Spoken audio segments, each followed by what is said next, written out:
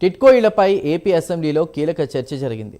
ఎమ్మెల్యేలు అడిగిన ప్రశ్నలకు మంత్రి నారాయణ సమాధానం ఇచ్చారు.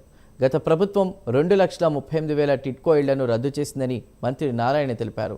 టీడీపీ పూర్తి చేసిన 57,000 టిట్కో ఇళ్లు తామే కట్టినట్లు చూపించుకున్నారన్నారు.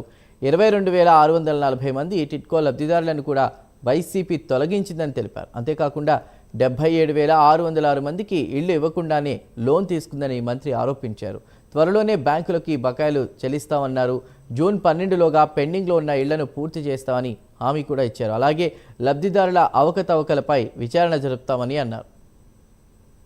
ప్రతి పేదవాడికి మంచి ఇల్లు ఇవ్వాలనే ఉద్దేశంతో 7,01,480 ఇళ్ళు యాక్చువల్గా శాంక్షన్ చేశాం.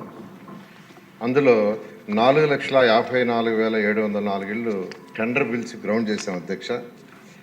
అయితే గత ప్రభుత్వం ఏదైతే గ్రౌండ్ అయిన వాటిలో మొత్తం 2,38,360 ఇళ్ళు క్యాన్సిల్ చేసింది. అంటే మా మీద కోపం ఉండొచ్చు కానీ ప్రజల మీద కోపం ఉండకూడదు. కానీ పేదలు నిరుపేదలకు ఇచ్చే చక్కటి ఇళ్ళు 2,38,360 ఇళ్ళు క్యాన్సిల్ చేసి 2,61,640 కడతామని నిర్ణయించారు. కానీ అదన్నా కట్టారంటే 5 సంవత్సరాలు కలిసి వాళ్ళు కట్టింది పూర్తి చేసింది 57,040.